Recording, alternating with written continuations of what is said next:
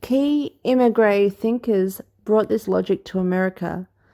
Ludwig von Bertalanffy's general systems theory, Kurt Lewin's group dynamics, Ernst Jacks' international managerial vision, and Norbert Wiener's cybernetics at MIT, the science of control and communication in both machines and humans.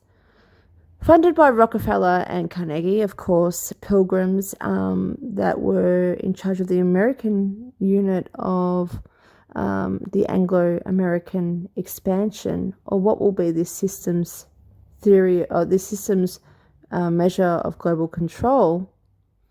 These ideas were embedded in elite universities to produce a new class of systems managers.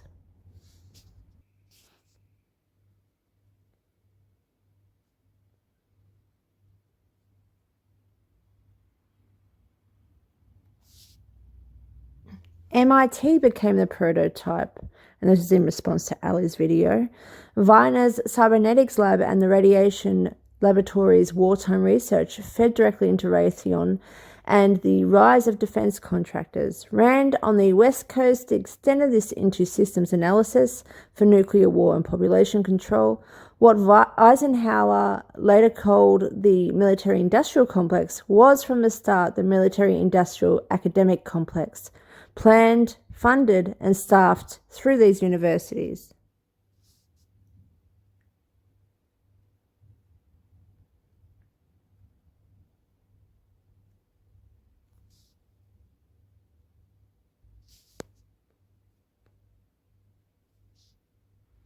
Even loyalty was managed. Secret societies like Skull and Bones at Yale, or the Cambridge Apostles in the UK, and honours like the Order of St. Michael and St. George acted as modern chivalric orders, informal networks binding the brightest recruits to the Anglo-American imperial project.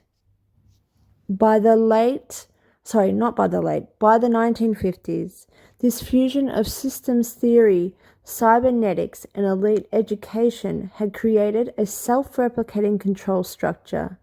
Universities as incubators, think tanks as strategy shops, contractors like Raytheon as implementers, and supranational bodies as its public face. The military-industrial complex was not an accidental byproduct of World War II. It was the planned operating system of a new, global, technocratic empire by Britain.